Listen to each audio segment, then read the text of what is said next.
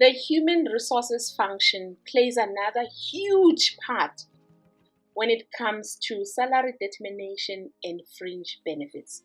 This video is going to cover those two topics. First, let's start with salary determination. I'm going to take you back to the past in grade 11, where you've learned about piecemeal and time-related salary determination methods.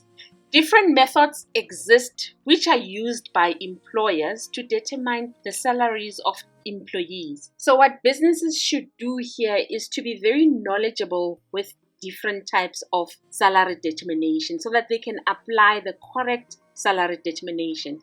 And the salary determination depends on the type of business that the business is conducting and the nature and type of jobs that are required in order for them to compensate or to pay their employees appropriately or fairly.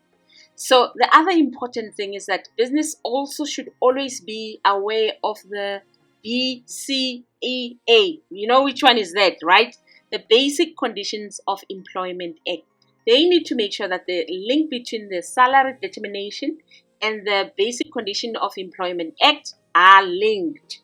I'm getting very excited. Let's look at the differences between the piecemeal and the time-related salary determination methods. The first difference between the two is that on the piecemeal salary determination method, workers are paid according to the number of items or units produced or action performed. For example, if somebody is producing a desk and they are creating desks, they're going to get paid on the number of desks that they've produced or an action that they've performed.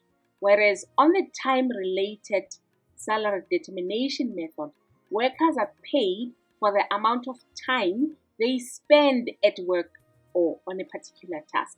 So piecemeal, unit, time-related, it is the time. The second difference with the piecemeal is that workers are not paid. They are not being remunerated for the number of hours that they spend, no matter how long that item took for them to make.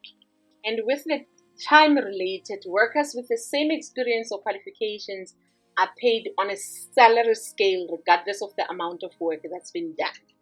And the last difference is that with the piecemeal, it's mostly used in factories, whereas with the time-related, it's mostly used by private or public sector businesses. They opt for the time-related method.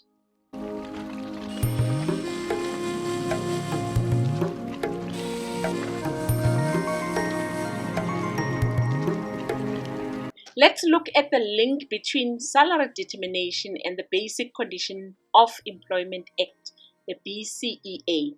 What does the BCEA do? It sets out conditions that ensure fair labor and human resources practices take place within the business.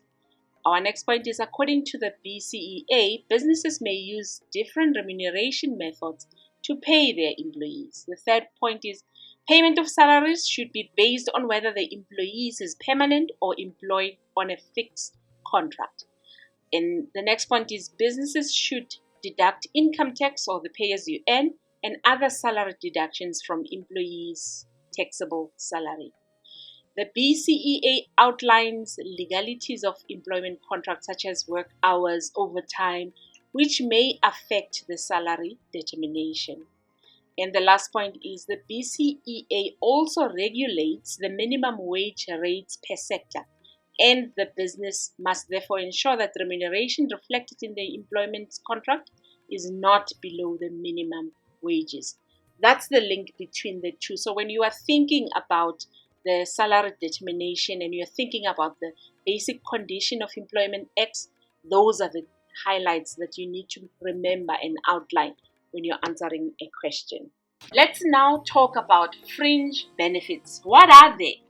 Fringe benefits are benefits provided by businesses to employees in addition or on top of their salaries. Some employers may decide not to provide fringe benefits, but some employers opt to provide fringe benefits to their employees. So what are examples of fringe benefits? Some fringe benefits could be medical aid fund or pension fund or provident fund or funeral benefits, car or travel, housing, cell phone, clothing allowance, performance-based incentive, issuing of bonus shares or staff discount, or free or low-cost meals and canteen facilities.